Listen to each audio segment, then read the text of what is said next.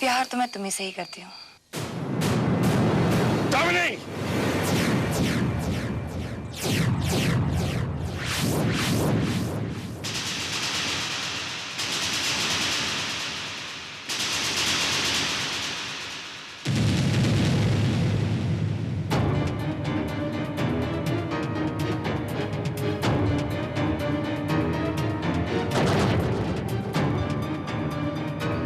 पति की दौलत पर ऐश करने वाली बेवफा औरत, मेरी दौलत ने तुझे बांध रखा था ना?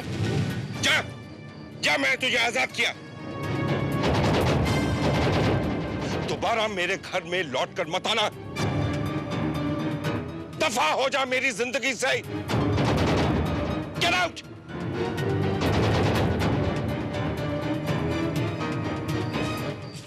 और तुम्हारा नाम क्या है? जी, शक्ति सागर। शक्ति सागर, मुझे तुमसे कुछ जरूरी बातें करनी है। खैरियत चाहते हो तो कल शाम ठीक 5 बजे मेरे घर पर आ जाना।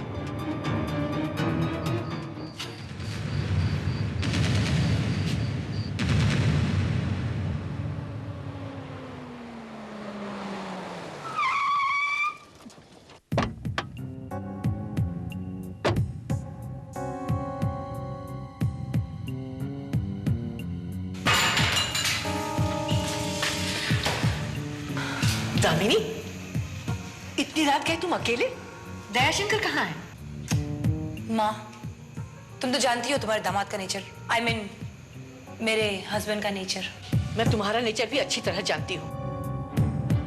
क्या बात है? कुछ भी नहीं माँ, बस आज रात में यहीं रुकने वाली हूँ। यानी तुम फिर अपने पति से झगड़ा करके आई हो? माँ, ऐसी कोई बात नहीं है। तो फिर क्या बात है? कहीं तुम्हारे झगड़े की वजह वो शक्ति तो नहीं? माँ, तुम भी ना बेसिर पैर की बातें सोचने लगती हो।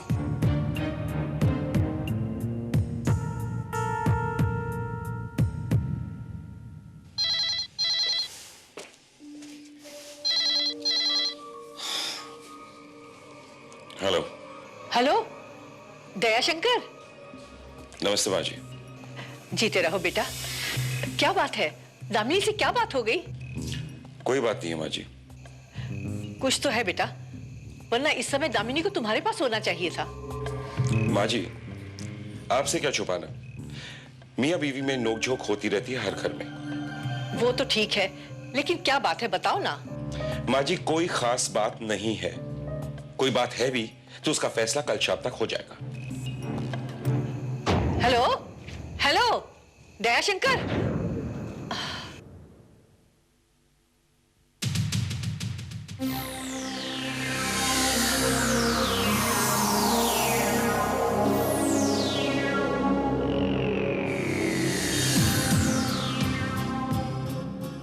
May I come in, sir? आओ। आपने मुझे यहाँ क्यों बुलाया है? पहले आप अंदर तो आइए।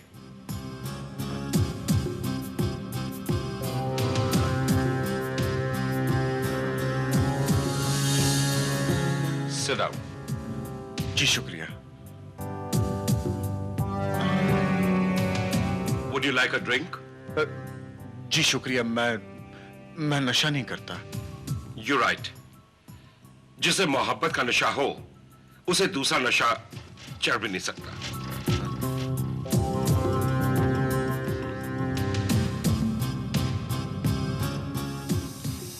ये घोड़ा ये 2.5 घर छलांग मारकर सीधा दुश्मन के खेमे में पहुंच जाता है। जी, आपने मुझे यहाँ पर किस लिए बुलाया है? ये जानने के लिए तुम में ऐसी क्या खासियत है जो मेरी बीवी मुझे छोड़कर तुम्हारे पास आना चाहती है। करते क्या हो? जी, मेरी एक फोटो फ्रेम की दुकान है।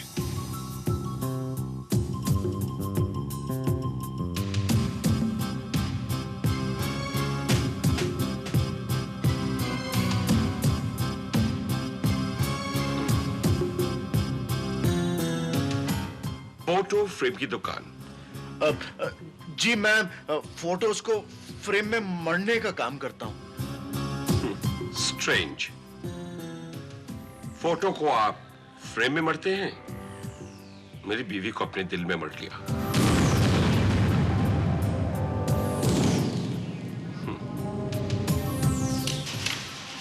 एक्सीलेंट, एक ही स्ट्राइक में क्वीन चली गई।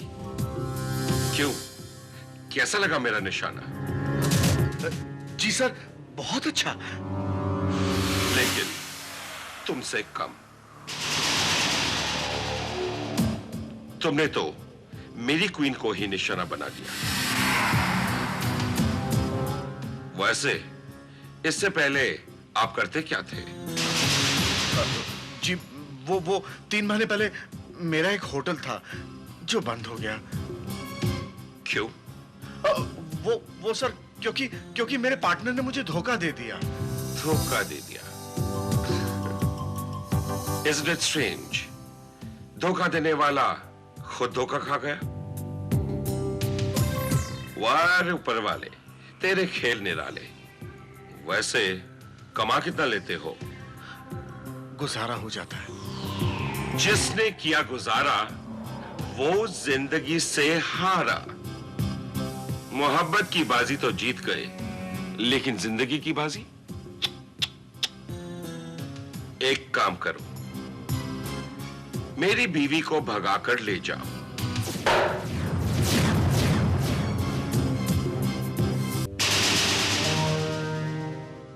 क्या सोच रहे हो? तुम्हें अपना दोस्त मानकर मैं अपनी बीवी तुम्हें भगाने के लिए कह रहा हूं। मेरा नाम दयाशंकर है। दया करना मेरा धर्म है, और इस वक्त मुझे तुम पर दया आ रही है। मुझे किसी की दया की कोई जरूरत नहीं। Don't be stupid. अड़ियल घोड़े की तरह जिद मत करो।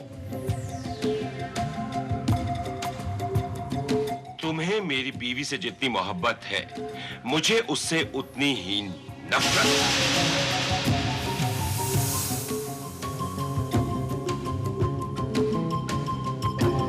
यूं शक की नजर से मत देखो, मैं सच कह रहा हूं। तुम्हें तुम्हारा प्यार मिल जाएगा और मुझे दामिनी से हमेशा हमेशा के लिए छुटकारा। दयाशंकर जी, पहले मुझे कुछ बन जाने तो दो। मेरे पास कुछ नहीं है। उसका इंतजाम हम कर देंगे। हम तुम्हें इतनी दौलत देंगे कि हम तुम्हें मालामाल कर देंगे। बीवी से छुटकारा पाना है तो कुछ ना कुछ तो करना ही होगा, वरना प्रॉपर्टी में वो हिस्सेदार मेरी रहेगी।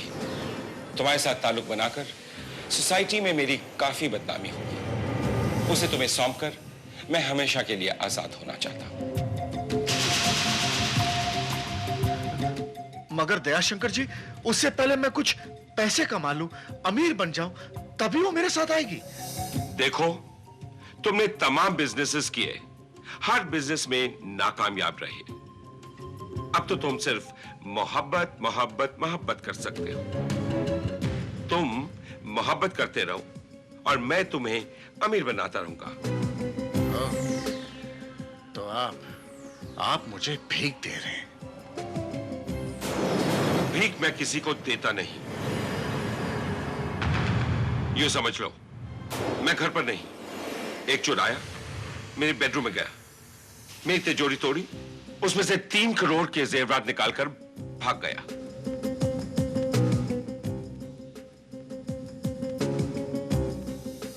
वो चोरी तुम करोगे। हाँ, तुम जेवरात बेचकर करोड़ों के मालिक बन जाओगे, करोड़ों के। मेरी बीवी तुम्हारी हो जाएगी और तुम अपनी बाकी की जिंदगी ठाठ से गुजारोगे। वाह दयाशंकर जी, क्या प्लान है आपका? मैं आपके घर में घुसूंगा, आपकी तिजोरी तोड़ूंगा और उसके बाद 3 करोड़ के हीरे जवाहरात को लेकर मैं भाग जाऊंगा। फिर उसके बाद आप पुलिस को फोन करेंगे और पुलिस मुझे पकड़ के अंदर बंद कर देगी। और सारी जिंदगी सलाखों के पीछे मैं ठाठ से जिंदगी गुजारूंगा। वाह, क्या प्लान है आपका दयाशंकर जी। क्या आपने मुझे बेवकूफ समझा है? तुम वाकई बेवकूफ हो। अगर मेरी बीवी से मुझे छुटकारा मिल जाए तो 3 करोड़ की रकम मेरे लिए कुछ भी नहीं, नथिंग एट ऑल। यह भी तो हो सकता है कि मैं हीरे बेचते समय पकड़ा जाऊं।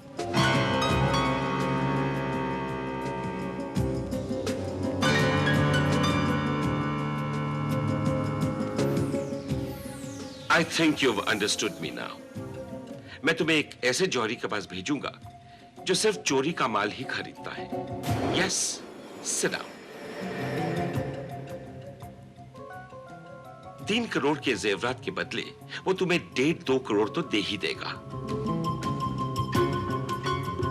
मुझे तो कोई फर्क नहीं पड़ता क्योंकि मेरे सारे जेवरात इंश्योर्ड हैं। देर सवेर इंश्योरेंस कंपनी इसका पैसा मुझे दे ही देगी।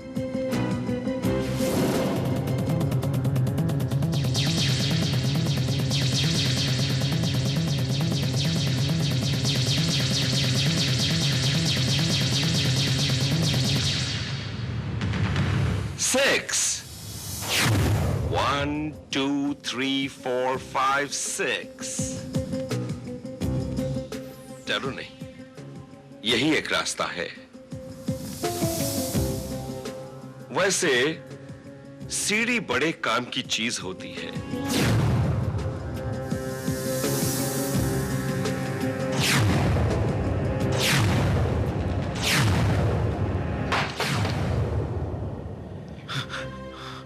यह है सीढ़ी, इस पर चढ़ जाओ। ऊपर पहुंचोगे, लेफ्ट टर्न करना। वहां मेरा बेडरूम मिलेगा जहां तुम्हारी जिंदगी हसीन बनाने का सारा सामान है। ये लो, ये लो। ये क्या? ये डायनामाइट है और ये उसका रिमोट। ऊपर पहुंचकर मेरे बेडरूम में एक तिजोरी है, उस पर ये डायनामाइट लगा देना। उसके बाद इस लाल बटन को दबा देना, हल्का सा धमाका होगा और तिजोरी खुल जाएगी। चढ़ो, चढ़ो सीढ़ी। देखो, तुम्हारे लिए अब 2 ही रास्ते हैं। या तो तुम तिजोरी तोड़ दो या फिर अपनी दामनी का दिल। मैं कोशिश करूंगा। चढ़ो।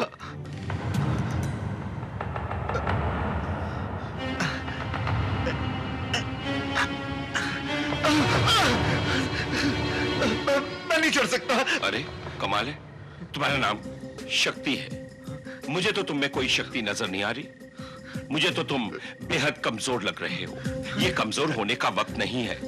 चढ़ो, कम ऑन, मैं तुम्हारे साथ हूं। ठीक है, I'll try। चढ़ो। मैं कोशिश करता हूं।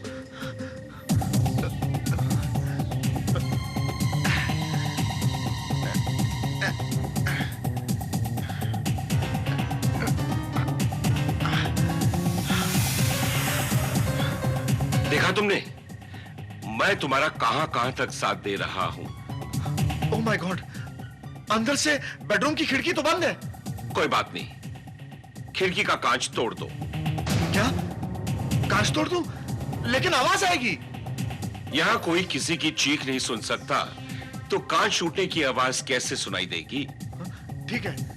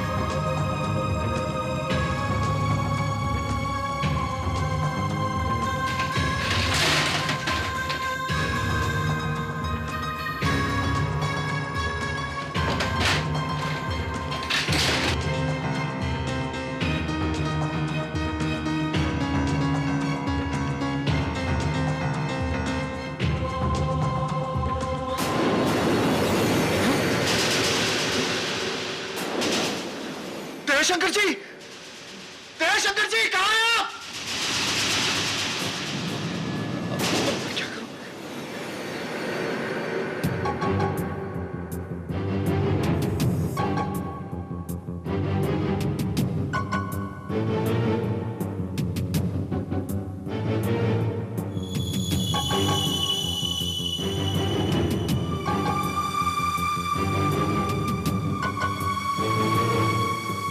Just a minute.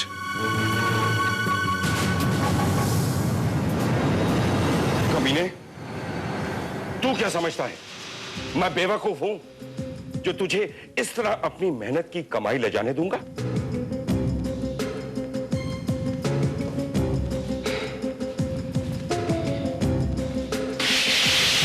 आपने मुझसे कहा था, वरना मैं तो अपनी बीवी के साथ प्यार करने के लिए मैंने कहा था। बोल, भागने का प्लान मैंने बनाया था। बोल, मुझे नाबर्द समझा तूने कि अपनी दामनी को तेरे दामन में डाल दूंगा? तो प्लीज लड़के को मुझे जाने दो। Shut up. अब तू देख मैं क्या करता हूं। मैं पुलिस को फोन करूंगा। मैं उनसे कहूंगा कि यहां एक आदमी का कत्ल हो गया है, तेरा कत्ल। उनके यहाँ आने के बाद मैंने बताऊंगा कि मेरी गैर मौजूदगी में तू मेरे घर में घुसा, तिजोरी तोड़ी, उसमें से जेवरात हासिल किए, और जैसे तुम भाग रहे थे ऊपर से मैं आ गया। हम दोनों में हाथापाई हुई। मैंने पिस्तौल निकाली और मैंने गोली चला दी।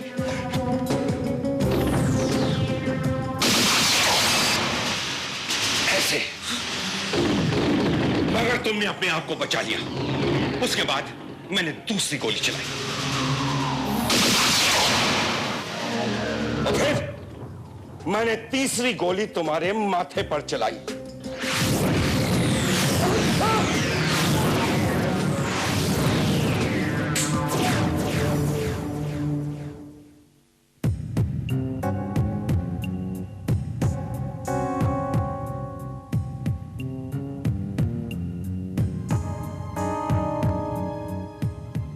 क्या बात है बेटी? 3 दिन हो गए माँ, शक्ति की कोई खबर नहीं है। अच्छा हुआ। ऐसा क्यों कहती हो माँ? क्यों ना कहूं बेटी, तुम्हारी जिंदगी में उसने जहर घोल दिया है। एक मां होने के नाते मैं तुझे भी यही समझाऊंगी, अपने पति के साथ हंसी खुशी अपना जीवन बिता। इसी में मेरी भी खुशी है। माँ, मुझे डर लग रहा है, कहीं शक्ति को कुछ हो तो नहीं गया? 3 दिन से ना उसने मुझे मिलने की कोशिश की है, ना ही उसका कोई फोन है। मुझे लगता है मुझे पुलिस को इन्फॉर्म करना ही पड़ेगा।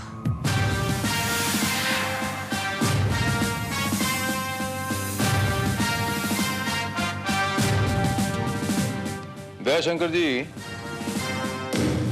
13 दिसंबर की रात को, यानी 3 दिन पहले, आपसे एक शक्ति सागर नाम का आदमी मिलने आया था। उसके बाद वो कहीं नजर नहीं आया। जी हाँ इंस्पेक्टर साहब, वो आया भी था और चला भी गया। कहां?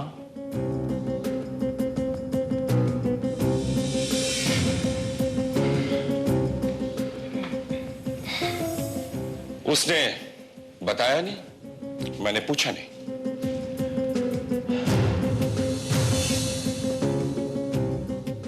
वो आपसे क्यों मिलने आया था दयाशंकर जी? बिजनेस के लिए राय लेने। आपने ये फोटो फ्रेम्स का धंधा कब से शुरू कर दिया? देखिए इंस्पेक्टर साहब, मेरे सॉफ्टवेयर के बिजनेसेस हैं, फाइनेंसिंग, प्रॉपर्टी डेवलपमेंट। ये छोटे मोटे आलतू फालतू काम मैं नहीं किया करता। तो फिर ये आलतू फालतू काम करने वाला, जिसका आपके बिजनेस से कोई ताल्लुक नहीं है, आपसे क्या राय लेने आया था?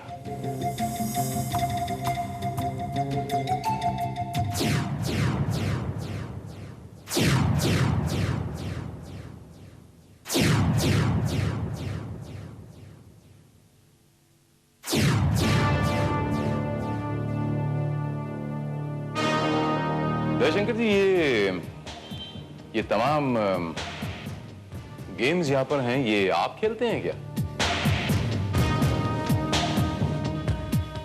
अकेले खेलता हूं, मेरा शौक है। Any problem with that? Not at all, मुझे क्या प्रॉब्लम हो सकती? दरअसल मैं तो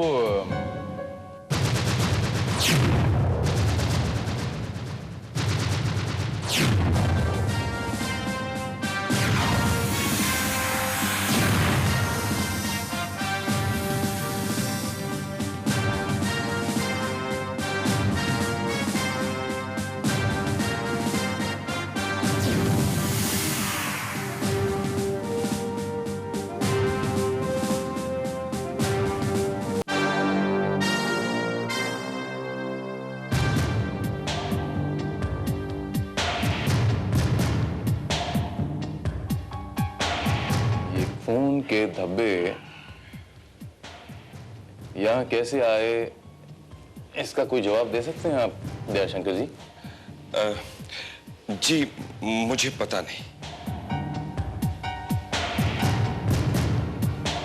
हाँ,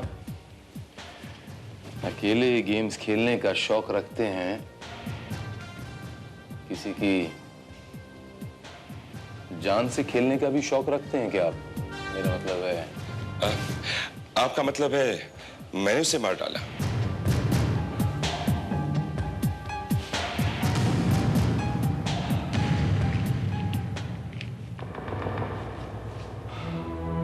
मतलब का मतलब आप बड़ी जल्दी समझ जाते हैं।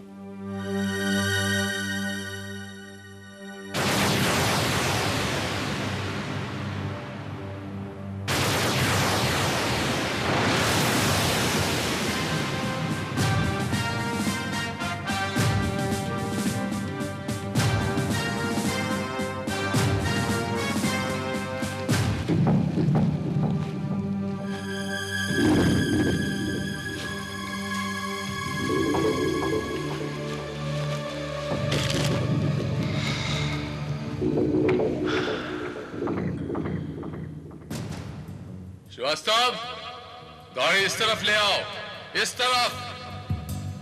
या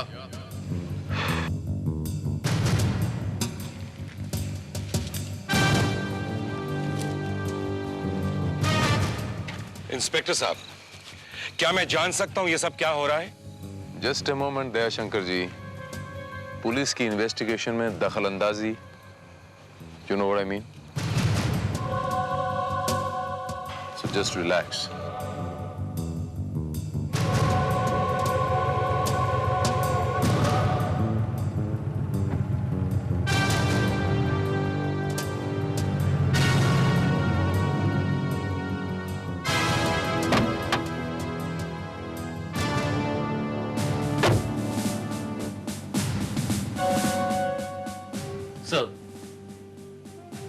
श्रीवास्तव,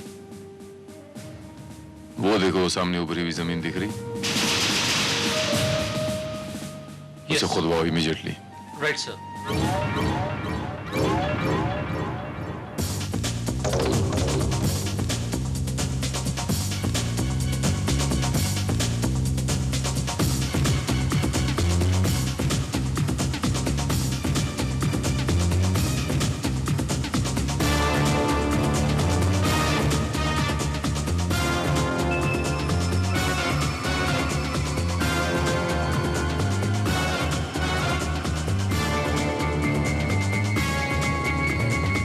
सर ये जगह तो खुद गई, लेकिन यहाँ कुछ भी नहीं है।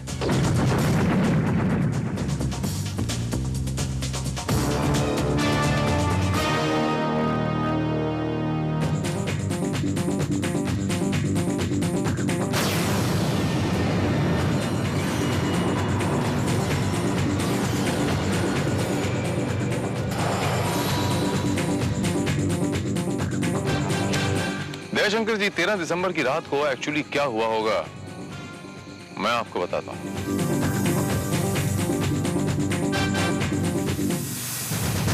शक्ति सागर को आपने अपने घर बुलाया होगा, उसके साथ आपकी हाथापाई हुई। हाथापाई में आपने शक्ति सागर का खून कर दिया। खून करने के बाद आपने यहां उसकी लाश को दफन कर दिया। मौका पाते ही आपने उस लाश को यहां से उठा के दरिया में फेंक दिया। दरिया में?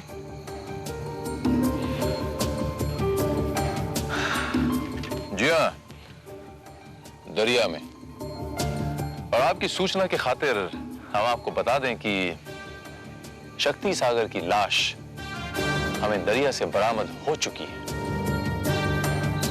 और जो ब्लड सैंपल्स यहाँ मेरे पास मौजूद हैं, अगर ये ब्लड सैंपल शक्ति सागर के ब्लड के साथ मैच कर गए तो फिर मुझसे आपको कोई नहीं बचा पाएगा। अब बराए मेहरबानी आगे की कहानी आप हमें खुद बता दें, वरना अगर मैं 3rd डिग्री पे उतर आया तो दयाशंकर जी, मैं आप पे दया बिल्कुल नहीं करूंगा। So come on, speak up.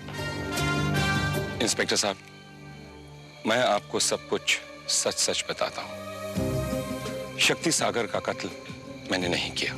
जब मुझे पता चला कि शक्ति सागर और मेरी बीवी में नाजायज संबंध हैं, तो मुझसे बर्दाश्त नहीं हुआ। मैं उसे बदला लेना चाहता था।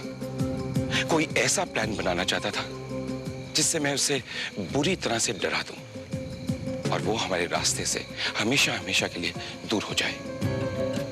इंस्पेक्टर साहब, प्लान के मुताबिक मैंने उसे अपने घर पर बुलाया, अपनी तिजोरी से 3 करोड़ के जेवर चोरी करने के लिए कहा।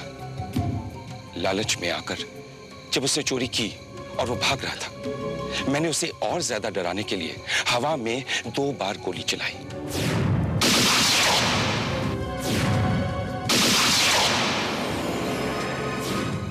तीसरी गोली और तीसरी गोली मैंने तेरे माथे पे चलाई।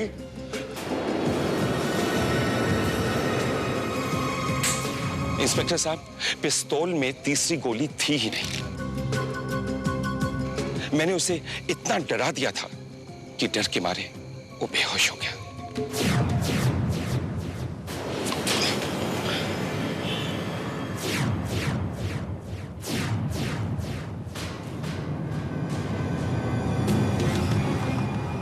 ए जूलियट के रोमियो, मिस्टर इडियट,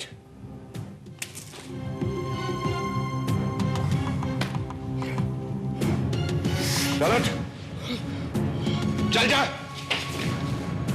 देख, मैंने तेरी जिंदगी भीख में दे दी है क्योंकि मुझे तुझ पे दया आ गई। वैसे मैं भीख किसी को देता नहीं। एक बात कान खोल के सुन ले, दोबारा किसी की बीवी पर बुरी नजर मत डालना, वरना उसका हस्बैंड तुझ पर दया नहीं करेगा। चल जा। Get out, get out.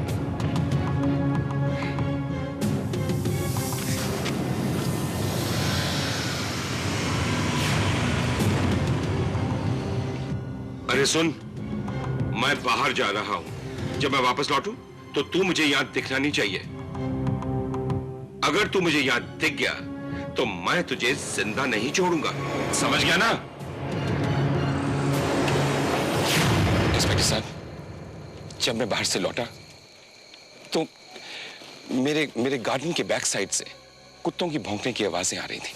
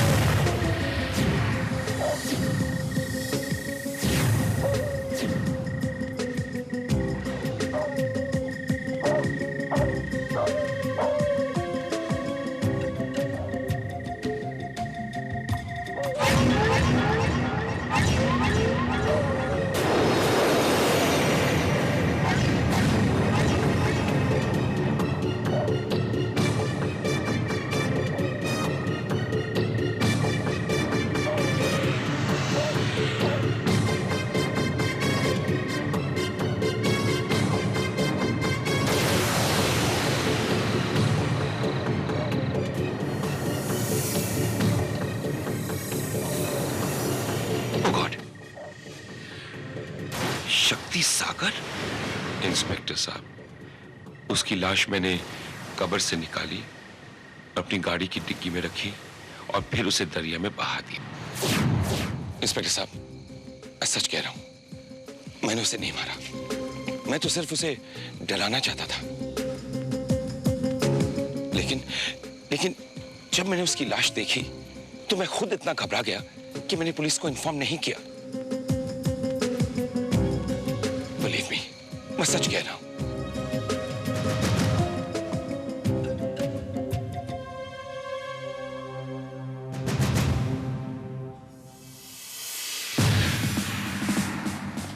चलिए दयाशंकर जी, आपकी कहानी थोड़ी देर के लिए मान लेते हैं, लेकिन जब तक ये इन्वेस्टिगेशन चलती है आप ये शहर छोड़ के नहीं जाएंगे।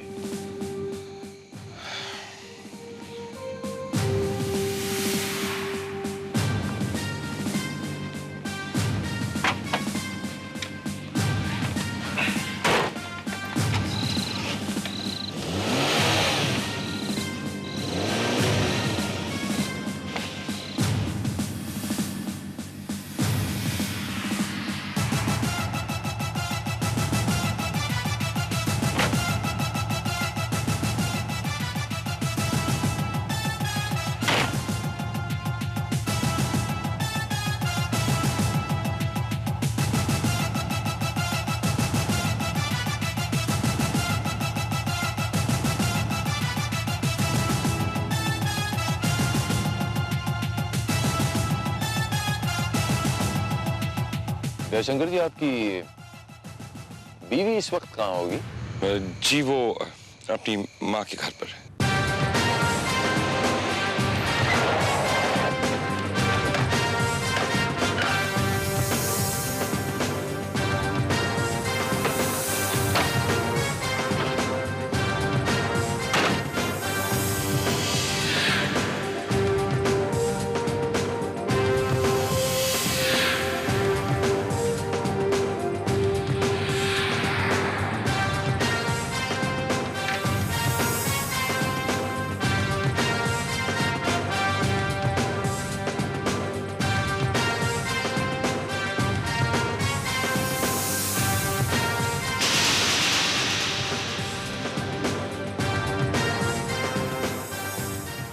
दामिनी जी, आपसे बेतहाशा मोहब्बत करने वाला आपका आशिक शक्ति सागर, किसी ने बड़ी बेरहमी से उसका खून कर दिया है। What?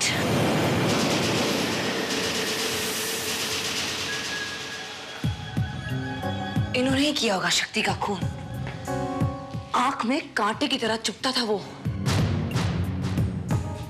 शादी मैंने आपसे की है, लेकिन प्यार तो मैंने शक्ति से ही किया था। तो क्या गुनाह किया था? प्यार करना जुर्म नहीं, लेकिन एक पति से बेवफाई करना गुनाह है। और खास तौर से उस पति के साथ जो आपके साथ बिल्कुल लॉयल हो और डेडिकेटेड हो। और गलती आप भी कर रही थी और एक गलती उसने की जिसकी सजा भगवान ने उसको दे दी। बेटी, मैं पहले ही कहती थी उसे भूल जा।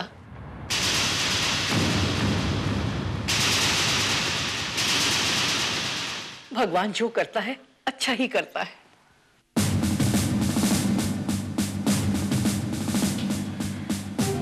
आपने भी बिल्कुल बजा फरमाया माँ जी। एक अच्छे संस्कार वाला इंसान ही ऐसी बातें कर सकता है। माँ जी, लेकिन एक बात समझ में नहीं आई कि आपने एक हाथ में ये इतनी कम चूड़ियां पहन रखी हैं और दूसरे हाथ में इतनी ज्यादा। ये बेटा, घर का काम जो करना पड़ता है, काम करते करते टूट गई होंगी।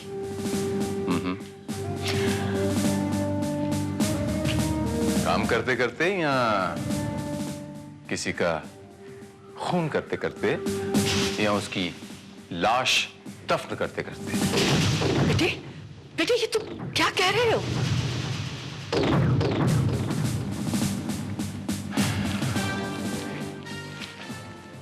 माँ जी, ये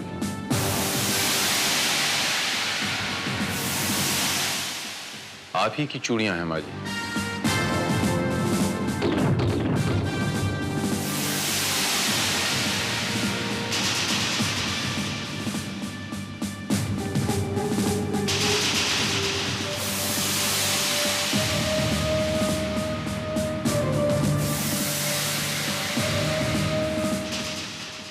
मेरी जीप की हेडलाइट की रोशनी में वो कब्र जिसमें आपने वो लाश दफन कर रखी थी, उसके आसपास ये चूड़ियों के टुकड़े बरामद हुए हैं।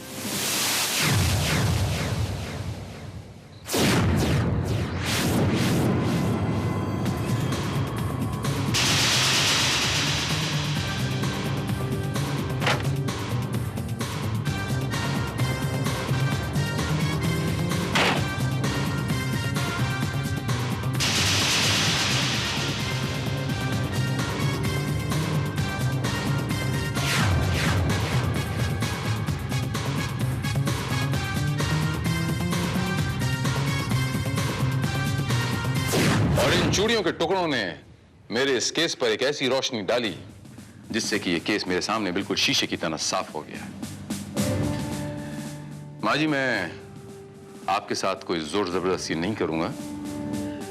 मेरी आपसे दरखास्त है कि आप मुझे बड़ी ईमानदारी से ये बताएंगे कि आपने शक्ति सागर का खून क्यों किया।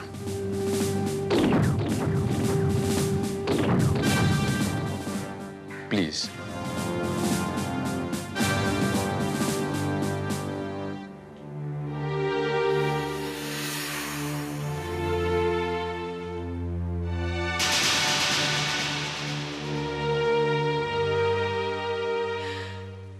दरअसल वो मेरी बेटी की जिंदगी में जहर घोलने लगा था। उस दिन दयाशंकर ने फोन पर मुझे बताया कि कल फैसला हो जाएगा। मुझे लगा कि मेरा दामाद बहुत गुस्से में है। मैं उसे शांत करने के इरादे से उसके घर पहुंची। तब मैंने देखा, अगर तू मुझे यहाँ दिखाई दे गया तो मैं तुझे दुनिया देखने के लिए जिंदा नहीं छोड़ूंगा, समझ गया ना?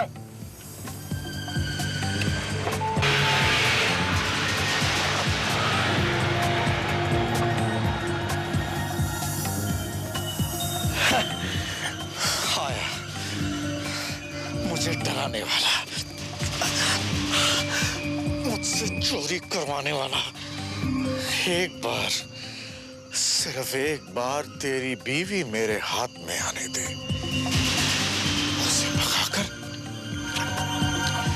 मैं तुझसे डिवोर्स करवाऊंगा, शादी करूंगा मैं उससे। वरना मेरा नाम शक्ति नहीं, शक्ति है मेरा नाम।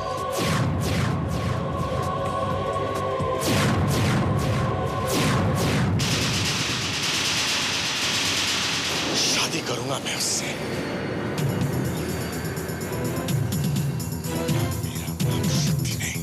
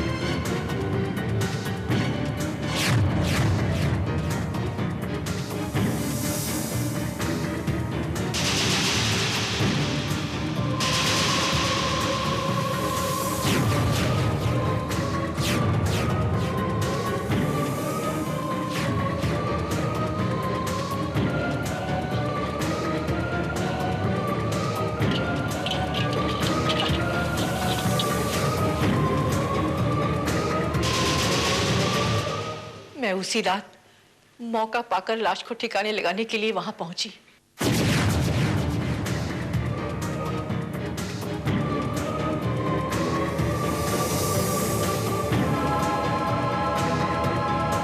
लेकिन लाश वहां नहीं थी।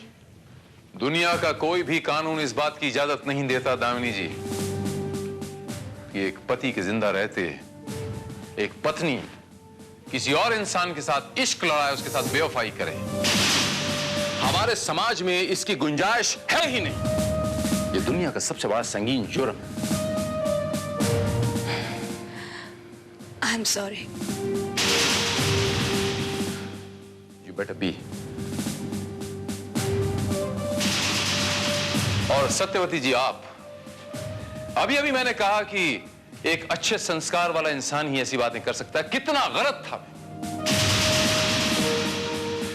आपकी बेटी ने गलती की, लेकिन आपकी बेटी को सुधारने के बजाय, उसे समझाने के बजाय आपने उससे बड़ी गलती कर डाली, किसी का खून करके।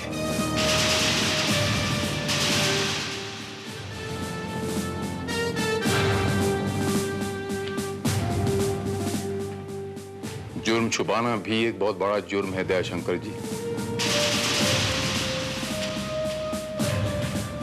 जो आपको यह पता चला कि आपके बागीचे में एक लाश दफन है, पुलिस को इत्तला करने के बजाय आपने ये एविडेंस मिटाना चाहा, उसे छुपाना चाहा। कानूनन ये भी एक जुर्म है। एंड नाउ दयाशंकर जी, आपको जुर्म छुपाने और सबूत मिटाने के जुर्म में, और सत्यवती जी आपको शक्ति सागर के कत्ल करने के जुर्म में गिरफ्तार करता हूं।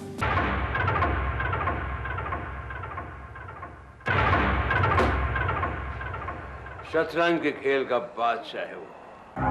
नाम? विशाल सक्सेना। पूरे 5 लाख रुपए हैं इसमें। काम हो जाना चाहिए। ये गया तुम्हारा बादशाह। चेक और मीट।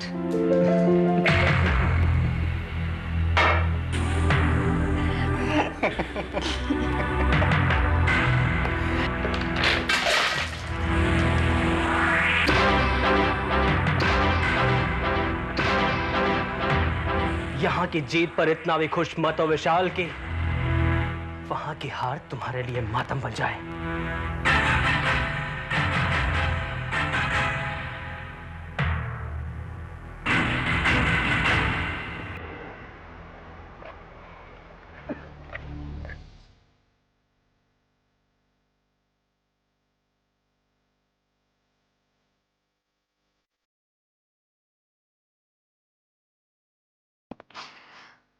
हाय डैड। हाय। कौन था यह लड़का? डैडी, वो विशाल सक्सेना। विशाल सक्सेना, लास्ट ईयर का नेशनल शतरंज चैंपियन, और मुकेश सक्सेना का बेटा जो प्लेन क्रैश में मारे गए थे। जी, आप जानते हैं उसे? बहुत अच्छी तरह। ये विशाल से तुम्हारी सिर्फ दोस्ती है या? मैं प्यार करती हूँ उससे। और विशाल? वो भी। तुमसे शादी करेगा? वही तो हम चाहते हैं। तुम्हारे और उसके चाहने से कुछ नहीं होता। उसने अपने चाचा रंजीत सक्सेना से बात की है? इसमें बात क्या करना है? बिजनेस के तौर तरीके मुझे सीखना नहीं है किसी से। मैंने ये फैसला बहुत सोच समझ के किया है। लेकिन अंकल, प्रॉपर्टी बेचने का सवाल था, कम से कम एक बार मुझसे पूछ तो लेना चाहिए था। मैंने सोचा तुम शतरंज की कंपटीशन में बहुत बिजी हो, तुम्हें डिस्टर्ब करना मुनासिब नहीं समझा। वैसे तुम्हारी तैयारियां कैसे चल रही हैं? जोरदार अंकल। किसी भी कीमत पर मुझे इस इंटरनेशनल चेस चैंपियनशिप में सिलेक्ट होना ही है। श्रीकांत अपनी दौलत के जोर पर इस चैंपियनशिप में जरूर सिलेक्ट होने की कोशिश करेगा। अगर श्रीकांत के पास दौलत है, दौलत तुम्हारे पास भी कोई कम नहीं है। पर खुरदार, आज की सबसे बड़ी सच्चाई दौलत है। अगर श्रीकांत अपनी तरफ से जोर लगाना चाहता है तो लगाने दो, हम भी देख लेंगे। वैसे अंकल, आज की हार से बहुत बुरी तरह तिल मिला उठा है श्रीकांत। उसकी इस हार का और तुम्हारी इस जीत का कोई महत्व नहीं। महत्व उस जीत का होगा जो तुम्हें वर्ल्ड कंपटीशन में भेज सके। ये चेक और मेट यार ये कैसे हो सकता है यार, देखने दे एक सेकंड। नहीं यहाँ पे नहीं जा सकता, यहाँ पे नहीं जा सकता। अरे हाँ यार, बस क्या ये तो गेम खत्म हो चुकी है विशाल बाबू। यार तो वाकई चिकन मेट है। हाँ क्या बात है। नमस्ते नमस्ते नमस्ते, बैठो बैठो बैठो। तुम्हारी माँ की तबीयत कैसी है? अब अच्छी है। विशाल, कल शाम मैं दिल्ली जा रहा हूँ, 2 दिन बाद लौट आऊंगा। वैसे भी तुम्हारा कंपटीशन तो 3 दिन बाद ही है ना? अंकल मैं सिलेक्शन मिस नहीं करना चाहता।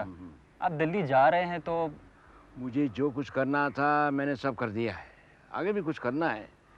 लेकिन जैसे मैं तुमसे पहले भी कह चुका हूँ, दौलत में बहुत ताकत है, और अब भी कहता हूँ, सिलेक्शन यकीनन तुम्हारा ही होगा।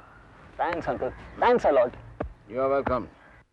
मुझसे जो हो सकता है मैं करूँगा, बाकी तुम्हारा talent. Okay uncle. Okay, all the best. Carry on, carry on. चल और गेम हो जाए। हाँ लेकिन मुझे जाना है यार। कहाँ जा रहा है? घर जाऊंगा और क्या। चल यार तुझे छोड़ देता हूँ, आजा। तू कहाँ जा रहा है? आनंद आज क्या है? आज बुधवार है और क्या। आज किसकी बारी है? मधु। विशाल, डैडी तुम्हारे बारे में पूछ रहे थे। मैंने तो कह दिया, मैं और तुम शादी करना चाहते हैं। शादी? मधु ये तुम क्या कह रही हो? हाँ, प्यार की मंजिल तो शादी ही होती है ना विशाल। मधु तुम क्या समझ बैठी हो? देखो साथ में घूमना फिरना, डिस्को जाने का मतलब प्यार नहीं होता। ये शादी के सपने देखना बंद करो, तुम सिर्फ मेरी एक दोस्त हो। हाँ इसका मतलब जो मैंने तुम्हारे बारे में सुना था कि हर रोज तुम्हारी एक नई दोस्त होती है, वो सही था? हाँ भाई, हम तो ऐसे ही है। देखो मधु, तुम सिर्फ मेरी एक दोस्त हो, वो नहीं जो मेरी बीवी बनेगी, समझ गई? विशाल, तुम ऐसा नहीं कर सकते। क्यों भाई, तुम्हें कौन से हीरे जड़े हैं? हाँ तुम मेरे साथ ऐसा नहीं कर सकते, और अगर तुमने मेरे साथ ऐसा किया तो मैं तुम्हें माफ नहीं करूंगी। माफ नहीं करूंगी मैं तुम्हें। लगता है दौलत के नशे ने विशाल का दिमाग खराब कर दिया है। मैंने उससे उसकी दौलत के लिए तो प्यार नहीं किया था डैडी। वो कह रहा था तुम वो नहीं हो जो मेरी पत्नी बनोगी। मुझे वही देखना है कि वह कौन है जो उसकी पत्नी बनेगी। अहंकार में इंसान अक्सर अपनी ही बर्बादी की बुनियाद तैयार कर लेता है। मैं कल ही उसके चाचा रणजीत सक्सेना से मिलकर बात कर लूंगा।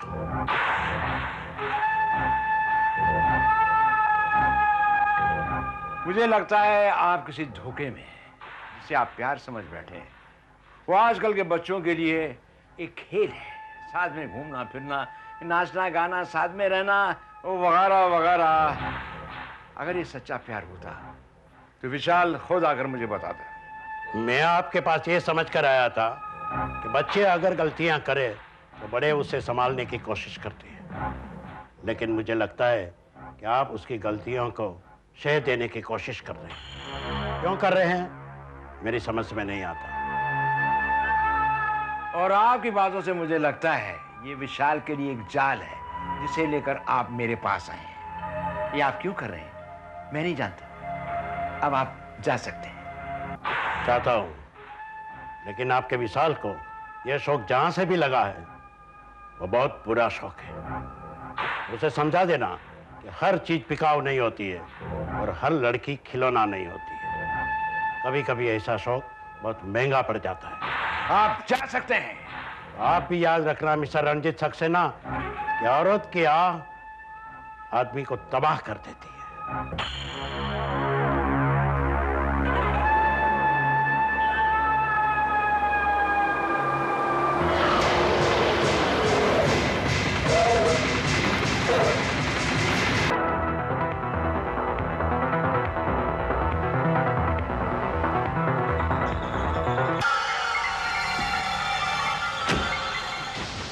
ये रखो, छुट्टा रख लो, रख लो। अरे सुनो, किसी को अंदर मत आने देना। हाँ? लेकिन माँ तुमने दवाई खाई या नहीं? माँ तुम दवाई में पहले दवाई खाओ। नहीं नहीं, अभी फोन रखने के बाद पहला काम करो, दवाई खाओ। मैं आ रहा हूं, अभी मैं यहाँ विशाल के घर पे हूँ, आ जाऊंगा आधे घंटे तक आता हूँ। हाँ ओके। आनंद, आनंद, आनंद, क्या हुआ? तू इतना घबरा रहा क्यों? बोलना क्या हुआ?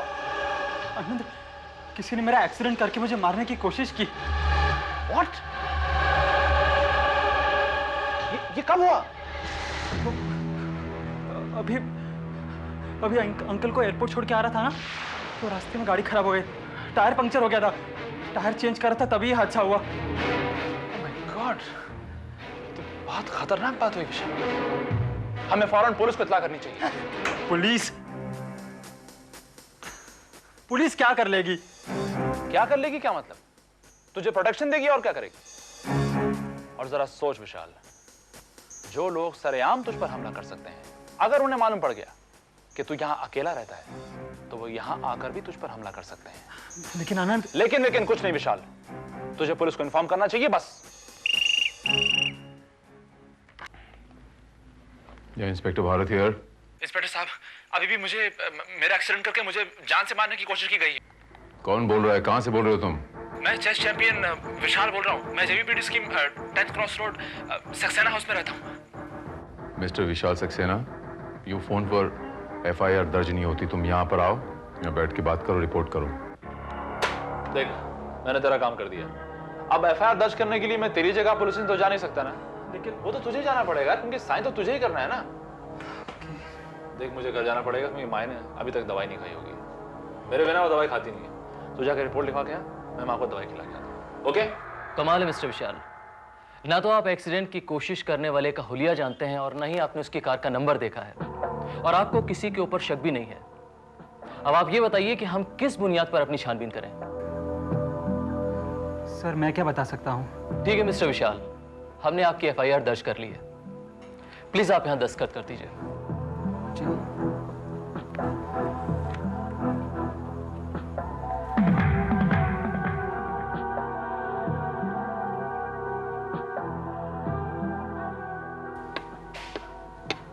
विशाल, ये एक्सीडेंट तुझे जान से मारने के लिए नहीं, बल्कि तुझे घायल करने के लिए किया जा रहा था, ताकि तू इस कंपटीशन में भाग ही ना ले सके। मुझे भी ऐसा ही लग रहा है। और अगर ये कोशिश श्रीकांत की है ना, तो उसे ऐसा सबक सिखाऊंगा कि जिंदगी भर वो याद रखेगा। देख। हेलो। हेलो आनंद, विशाल को फोन देना, मैं मधु बोल रही हूँ। मधु का फोन है तेरे लिए? बोल दे घर पर नहीं हूँ।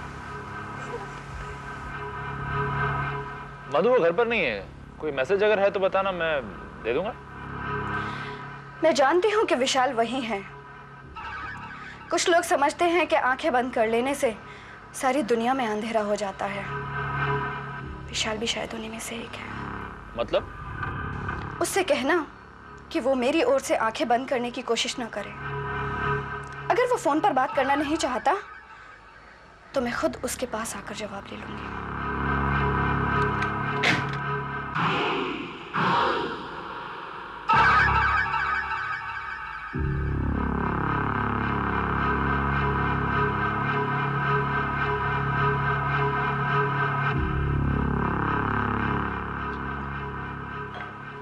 यार ये लड़की तो मेरे पीछे ही पड़ गई है। आज दिन में उसका बाप मेरा अंकल से मिलने आ गया था। कौन है? कौन है? कौन है?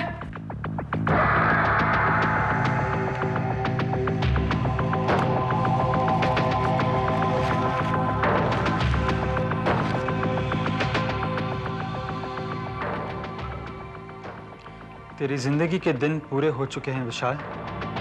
एक बार बच गया, दोबारा नहीं बचेगा। मौत किस रूप में आएगी तू सोच भी नहीं सकता। तू जल्द ही मरेगा। विशाल, ये आवाज कैसी आई थी?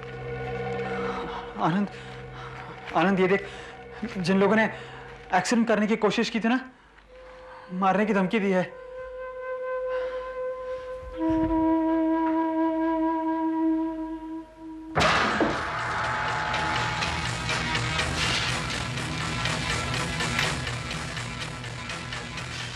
विशाल, अब तो तुझे पुलिस प्रोटेक्शन ले ही लेनी चाहिए। पहले एक्सीडेंट करवा के तुझे जान से मारने की कोशिश की गई, और अब ये धमकी भरा खत। अगर उन्होंने फिर से तुझे जान से मारने की कोशिश की तो? गया तो था पुलिस के पास, क्या कर लिया पुलिस ने? आनंद, अब तो यही मेरे लिए काफी है। लेकिन 2 दिन के लिए पुलिस प्रोटेक्शन लेने में क्या हर्ज है? रिलैक्स आनंद, ये है ना मेरे पास। नहीं, तुझे पुलिस प्रोटेक्शन लेनी ही पड़ेगी। देख, अगर तू नहीं जागा ना मारने के लिए तो मैं जाऊंगा, और अगर उन्होंने प्रोटेक्शन के लिए इनकार किया तो मैं रहूंगा तेरे साथ यहां। आनंद, आनंद सुन, आनंद।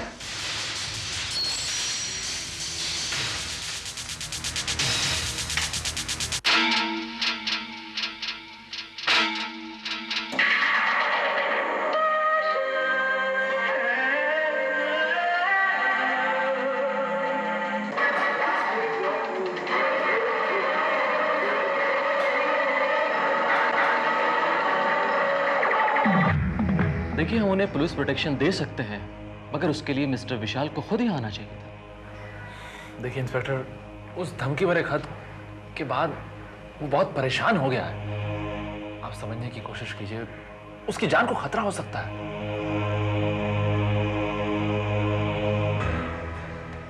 सर, ये मिस्टर विशाल के दोस्त हैं। हेलो, आई एम आनंद। और ये चाहते हैं कि उनको पुलिस प्रोटेक्शन दिया जाए। मिस्टर आनंद, हम आपको पुलिस प्रोटेक्शन दिए देते हैं। आप जरा बाहर बैठिए, वो नाइट ड्यूटी के कांस्टेबल से भी आए नहीं हैं। वो आते हैं तो हम उनको आपके साथ भेज देते हैं।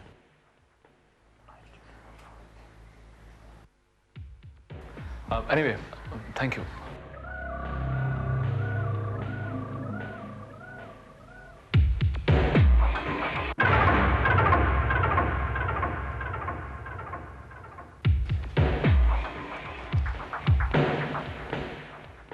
श्रीवास्तव, वो दिल्ली से चिट्ठी आने वाली थी, उसका क्या हुआ? सर, वो टेबल पर ही रखी हुई है।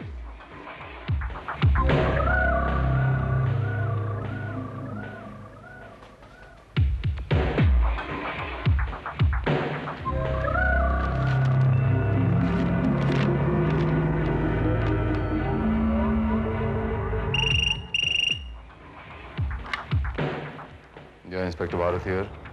विशाल बोल रहा हूँ, मेरी जान को खतरा है। यहाँ बंगले में कोई आया हुआ है। मुझे आप कौन? विशाल, हम लोग पुलिस स्टेशन।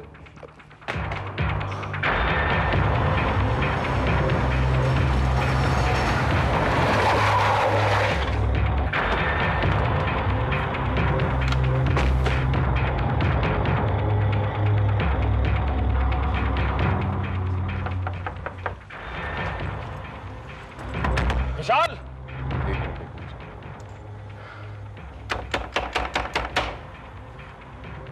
और कोई रास्ता अंदर जाने का? सर, पीछे की और एक खिड़की है। Srivastava, yes sir. कोशिश करो। Okay sir. विशाल, दरवाजा खोलो। विशाल, डरने की कोई बात नहीं है। इंस्पेक्टर भारत मेरे साथ हैं।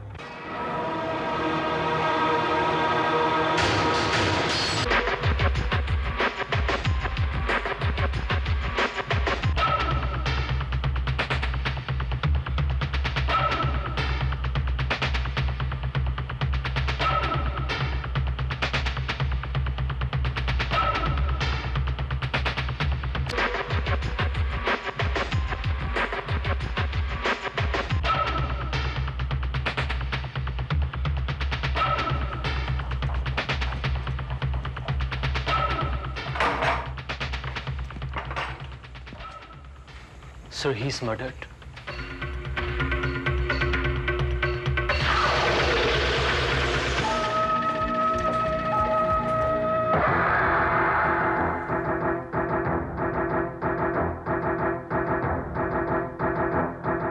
विशाल, Excuse me, please.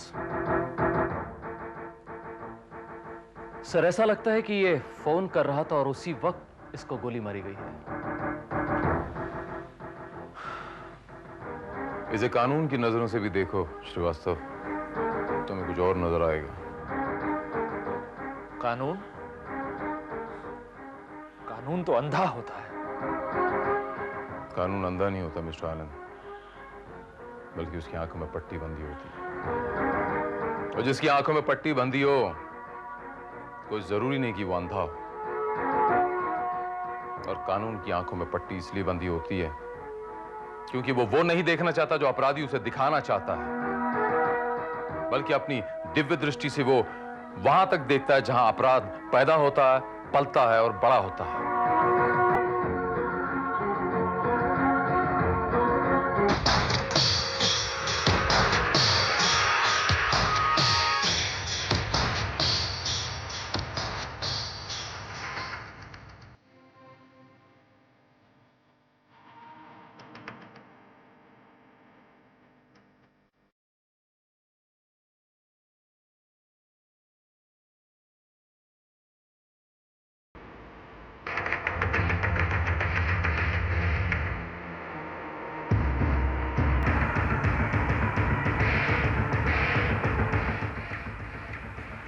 Srivastava,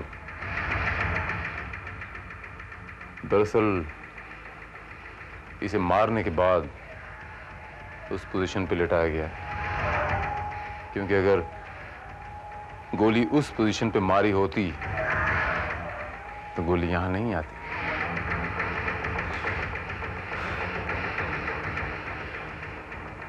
Srivastava, yes sir. इस बुलेट के सीरीज नंबर से पता लगाओ कि ये किसके लिए जारी की गई थी। Okay sir.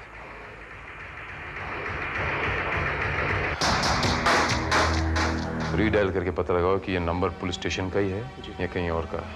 Okay sir. मैं जरा वॉचमैन से मिल के आता हूँ। Right sir.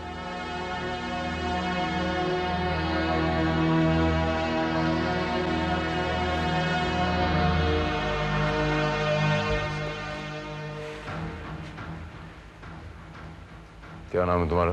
राम सिंह। राम सिंह, तुमने गोली की आवाज सुनी और पुलिस स्टेशन में फोन नहीं किया, इत्तला नहीं की तुमने? साहब, मैंने फायर की आवाज नहीं सुनी। मेरे दोस्त लोग कुछ मुल्क से आए हुए थे, उनको छोड़ने के लिए मेन गेट तक मैं गया हुआ था साहब। अच्छा राम सिंह, हमारे आने से ठीक पहले तुम कहाँ थे? साहब, 9 से 9:30 बजे तक विशाल साहब एक क्राइम सीरियल देखते हैं, और वो सीरियल मुझे भी बहुत अच्छा लगता है। आज 9 से 9:30 के बीच में तुम उस सीरियल देख रहे थे? जी हाँ साहब। उस सीरियल तुम कहाँ से देखते हो? पीछे वाली खिड़की से खड़े होकर। विशाल साहब भी जानते थे, लेकिन उन्होंने कभी सीरियल देखने के लिए मना नहीं किया। मिस्टर आनंद, विशाल की किसी से कोई खास दुश्मनी थी? मेरा मतलब ऐसी दुश्मनी तो किसी के साथ नहीं थी कि बात कत्ल तक पहुंच जाए। हाँ, कंपटीशन को लेके श्रीकांत के साथ कुछ झगड़ा तो जरूर हुआ था। ये श्रीकांत कौन है? उसका कलीग। आप यहाँ से कितने बजे गए थे और उस वक्त विशाल क्या कर रहा था? उस वक्त करीब 9:15 बज रहे थे।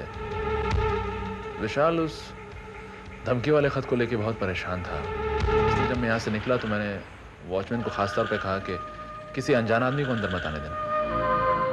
सर, रिडायल करने पर वो नंबर पुलिस स्टेशन का ही निकला। ठीक है श्रीवास्तव, फिलहाल तुम लाश को पोस्टमार्टम के लिए भेज दो। Okay sir.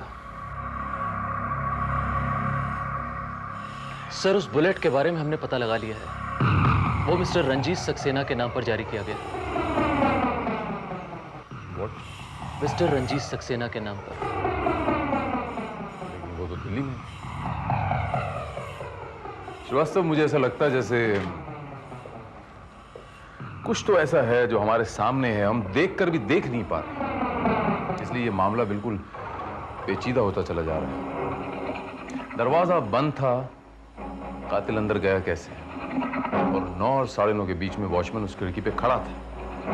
You are right sir, लेकिन श्रीवास्तव, पता लगाओ कि रंजीत सक्सेना दिल्ली से वापस कब आ रहा है।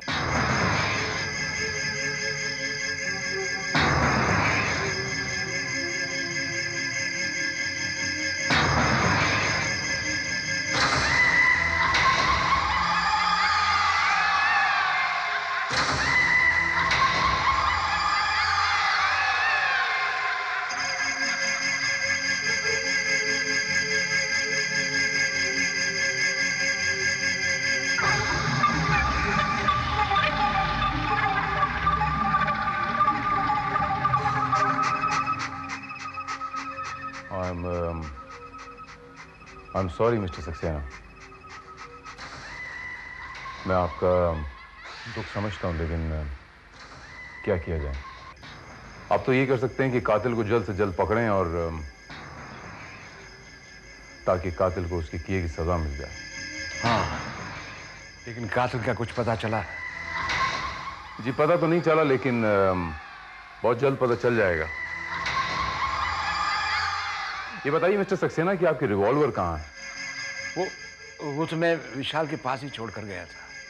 हाँ, मैंने उसी के पास देखा था, क्योंकि जब उसे धमकी मिली थी तब उसने मेरे सामने चेक किया था।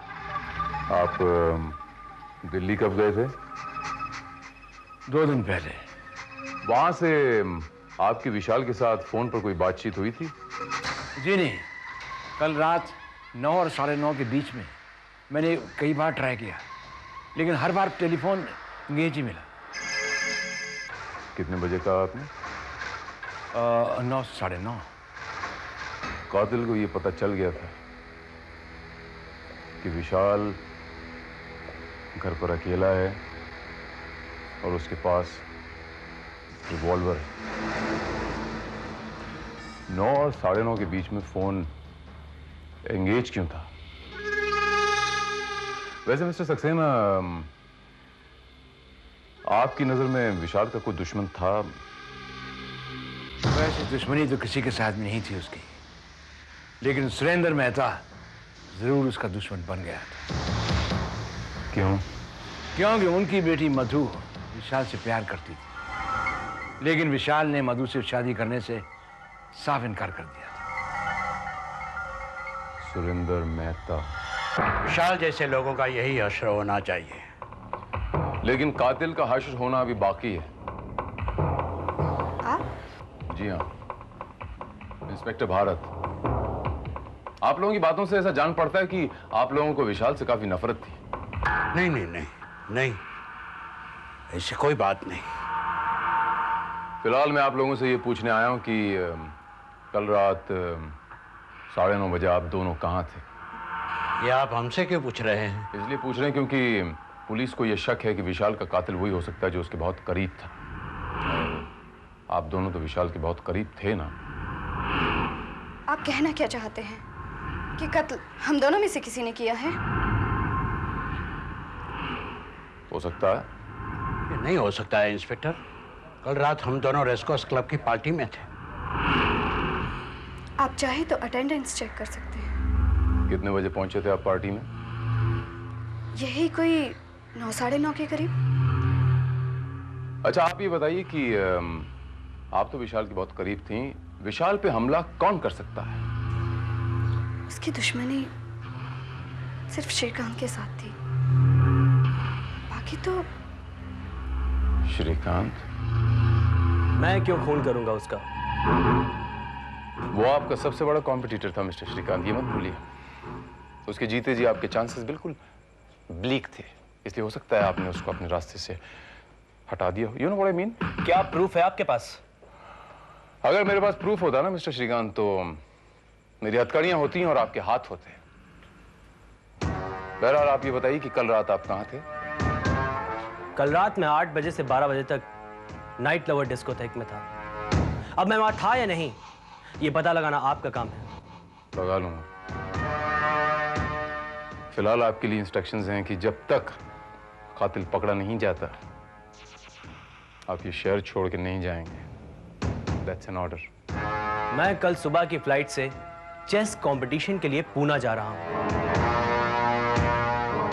अब मुझे हर हाल में जाना ही है। अगर उससे पहले आप कातिल को अरेस्ट कर सकते हैं तो ठीक है।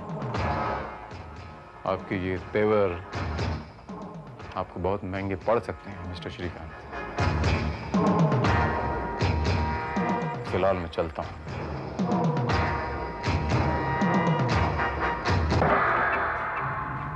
सर, पोस्टमार्टम रिपोर्ट के मुताबिक मिस्टर विशाल की मौत रात 8 बजे और 10 बजे के बीच में हुई है। मुझे पता है श्रीवास्तव। 9:30 बजे जब विशाल का टेलीफोन आया, उसकी मौत उसी वक्त हुई। हमारे पास जितने भी सस्पेक्ट्स हैं उसके एलिबाई बहुत मजबूत हैं, मुझे पता है श्रीवास्तव, लेकिन श्रीवास्तव, मैं ये रंजीत सक्सेना को फिर से एक बार चेक करना चाहूंगा। Okay sir.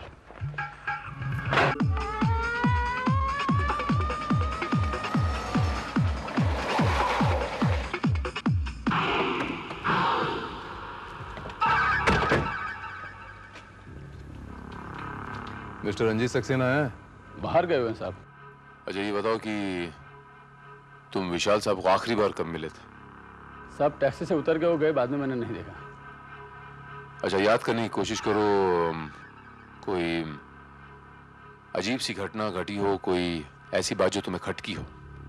हाँ साहब, एक बात अजीब सी लगी थी कि क्लाइमैक्स से पहले ही टीवी ऑफ हो गया था।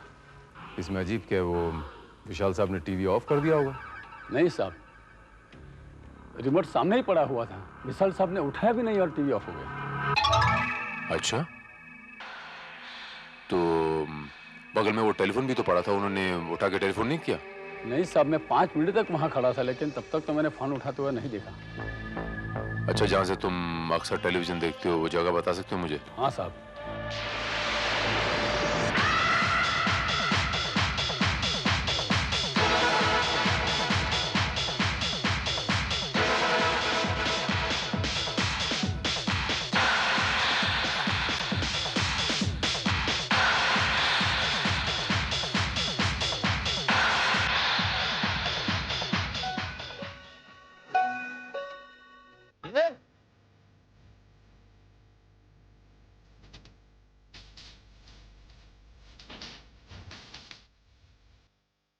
सर, ये टीवी तो खुद ब खुद नहीं श्रीवास्तव,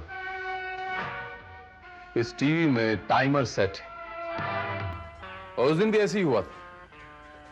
अब चूंकि इसमें टाइमर सेट है तो वो खुद ब खुद 9 बजे ऑन हुआ था और अपने आप ही 9:30 बजे ऑफ हो गया था। अब देखना आज भी ऐसे ही होगा।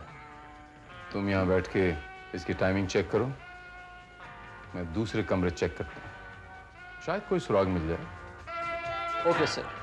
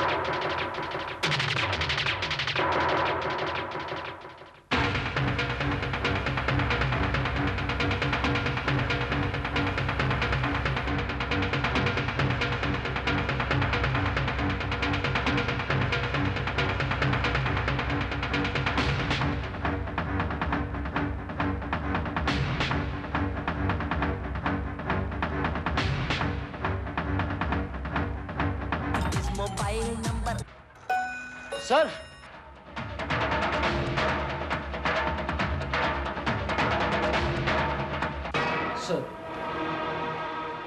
सर टीवी अपने आप ऑफ हो गया। उस दिन भी ऐसे ही हुआ होगा श्रीवास्तव। जी। दरअसल श्रीवास्तव, कातिल ने हमें गुमराह करने की कोशिश की है, इसलिए उसने ये साबित करने की कोशिश की कि खून 9:30 बजे के बाद हुआ है। उसने 9:30 बजे पुलिस स्टेशन फोन किया विशाल की आवाज में। लेकिन ऐसा कौन कर सकता है सर?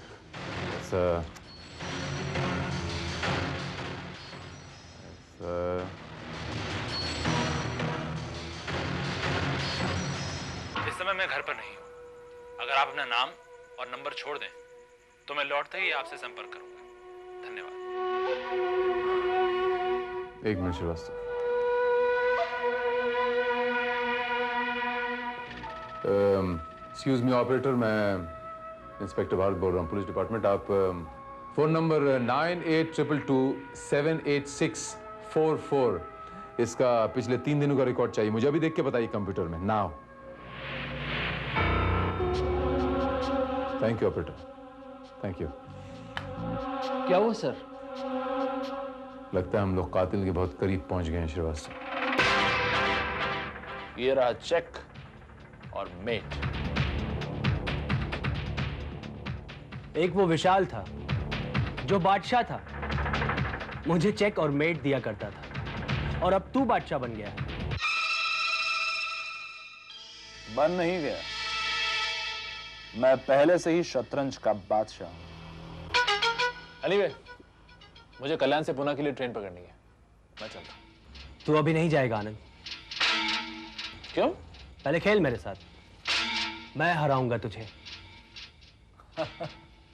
तू क्या मुझे हराएगा? अगर मेरे पास वक्त होता ना तो मैं तुझे एक बार और हराता, but you are very lucky, मेरे पास टाइम नहीं है। मतलब एक चैंपियनशिप तू जीतेगा? Of course.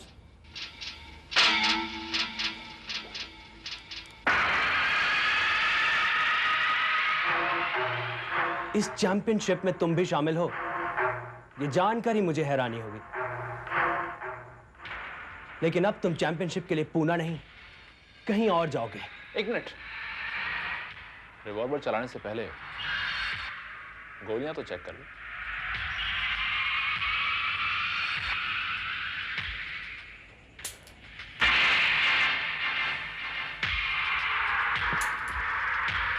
गोलियां यहां हैं।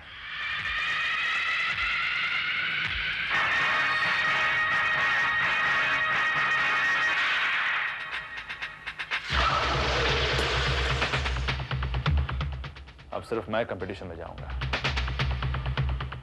कल सुबह लोगों को तुम्हारी लाश यहां मिलेगी, और इस बार भी किसी को मुझ पर शक नहीं होगा। 11:20 को पूना जाने वाली ट्रेन वीटी से निकल चुकी है, और इस समय 11:25 हो रहे हैं। मैं वही ट्रेन 12:15 बजे कल्याण से पकड़ लूंगा। नहीं नहीं आनंद, नहीं Anand. Yes, no. The game is over Shrikant. Check and met.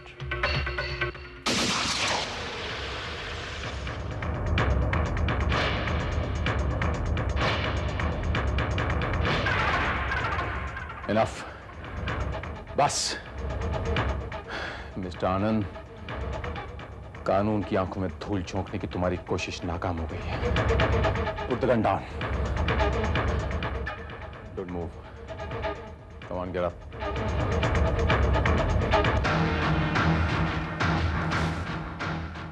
हिलना मत। याद है तुम्हें मैंने कहा था मिस्टर आनंद कि कानून की आंखों पे पट्टी बंधी होती है। याद है तुम्हें? विशाल का मर्डर करने के बाद तुमने क्या सोचा कि मैं बड़ी आसानी से कानून की आंखों में धूल झोंक दूंगा? क्यों? ओह माय गॉड, इसका मतलब विशाल को कंपटीशन में जाने से रोकने के लिए इसी ने उसे मारा है? एग्जैक्टली, अब तुम्हारी बारी थी। My God. और अब तुम्हारी बारी थी। मैं सही कह रहा हूं ना मिस्टर आनंद? आनंद, मेरी आंखों में आंखें डाल के बात करो और जवाब दो कि मैं सही कह रहा हूं ना। मैं तुमसे मुखातिब हूं आनंद, जवाब दो मुझे। कम ऑन, स्पीक अप। हाँ, ये सच है।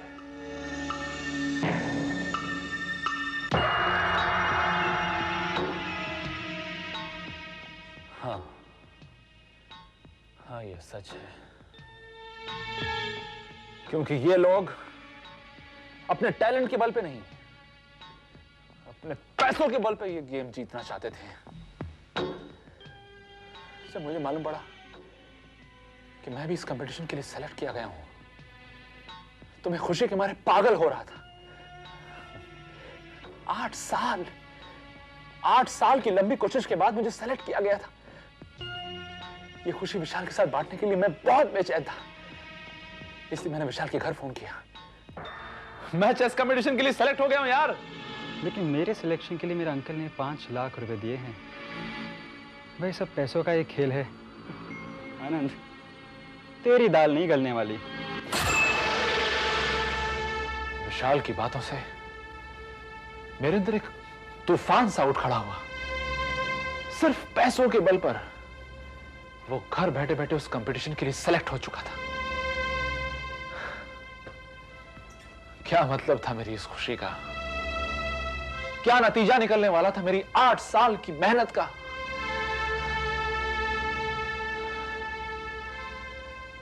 हिसाब में चलते हुए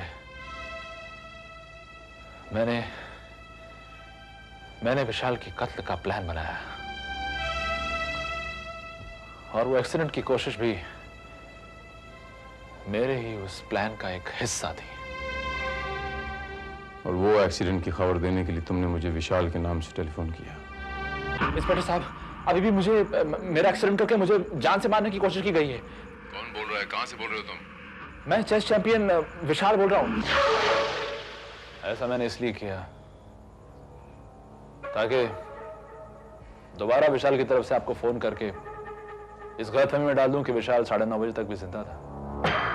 और यही आवाज जब मैंने आंसरिंग मशीन पे सुनी तो मुझे यकीन हो गया कि कातिल तुम ही हो और तुम्हारा अगला शिकार श्रीकांत है, क्योंकि मैंने कॉम्पिटिटर्स की वो लिस्ट देख ली थी। और उसके बाद तुमने विशाल को डराना धमकाना शुरू किया, उसे मेंटली डिस्टर्ब करने की। हाँ, और वो धमकी से भरा खत भी मैंने ही अंदर फेंका था ताकि मैं पुलिस प्रोटेक्शन के बहाने उस घर से बाहर निकल सकूं। फिर कुछ ही देर के बाद मैं खिड़की से अंदर दाखिल हुआ।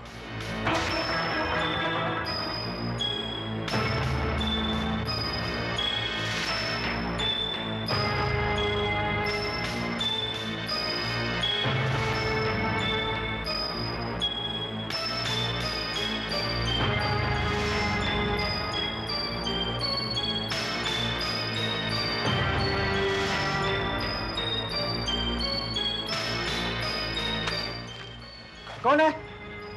कौन है वहां? आनंद, तू? हाँ, मैं। क्या बात है, घर नहीं गया तू? चल अच्छा हुआ आनंद तू आ गया। वैसे भी घर में अकेले अकेले दिल घबरा रहा था। क्या?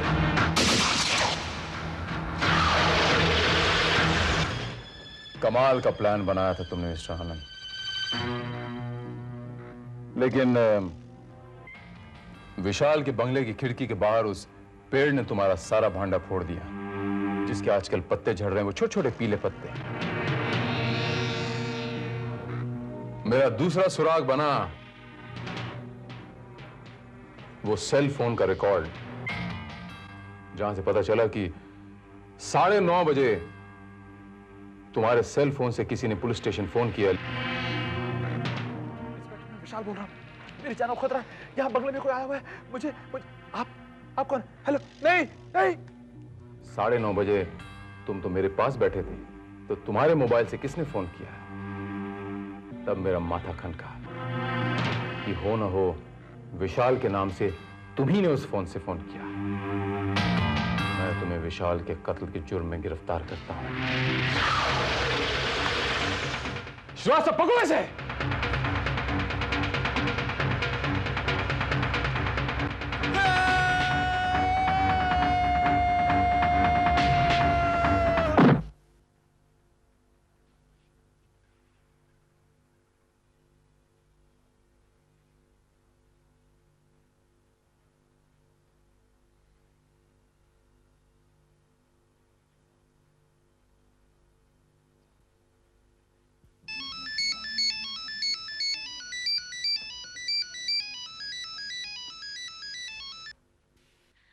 बेटा, आते वक्त मेरी दवाई लेते आना। मेरी तबीयत फिर बिगड़ रही है, दवाई भी नहीं है। स्लिप तो लेके गया था ना तू?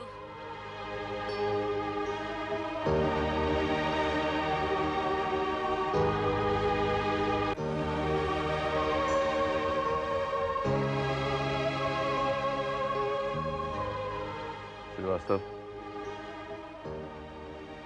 इस पर्ची में जो दवाइयां लिखी हैं आनंद की माँ के घर पहुंचा देना।